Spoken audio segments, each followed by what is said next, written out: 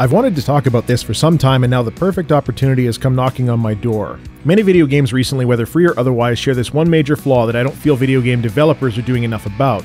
They require an internet connection to function. Now, before anybody calls me a hypocrite, I'm not talking about DRM this time, so cool it.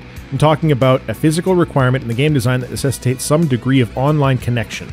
They call it games as a service as though it was a selling feature. The premise of gaming as a service is a lockdown of the game in a DRM-like style, which then allows the developer to monetize certain aspects without the ability for a client-side hack or cheat to unlock the features. It's kind of like calling used previously enjoyed or gas jockeys certified petroleum transfer engineers. Marketing bullshit designed to mislead and confuse.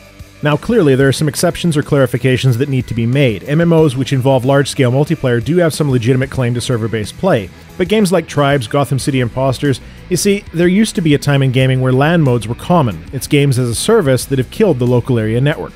I guess I should get to the point though. Zynga, the most loved game company ever, has shut down a bunch of games with more to close in the next few weeks. PetVille, Mafia Wars 2, FishVille, Vampire Wars, Treasure Isle, Indiana Jones Adventure World, Mafia Wars Shakedown, ForestVille, Montopia, Mojitomo and Word Scramble Challenge. As it turns out, Electronic Arts is doing the same thing with a number of sports titles and The Sims 2. They took money from people and then shut down a number of those money-generating games with little or no notice. I may not enjoy the games, but clearly many people do, and those people deserve far more respect as customers than to be treated like freeloading throwaways by a company so clearly with its head in the clouds. Make no mistake, games as a service caused this. You see, I'm having a hard time thinking of a comparable industry. I suppose the closest was movie rentals, but that involved full enjoyment of a product for a fraction of the full cost. Hell, even Nintendo Power gave its subscribers 5 months notice and refunds for those with subscription beyond 2012. I have a problem with the frivolous view companies appear to take to their online products. It's bizarre to me that people are willing to put money into games like these that the parent company can just shut down on a whim. Or perhaps it's a case of misled customers believing that the game will just always be there. The game industry caused this problem, and nobody's taking any ownership or responsibility for the fact that they're taking people's money, and in many cases just running with it. It's especially heinous because of the psychological traps being coded into these games to manipulate people into paying in the first place.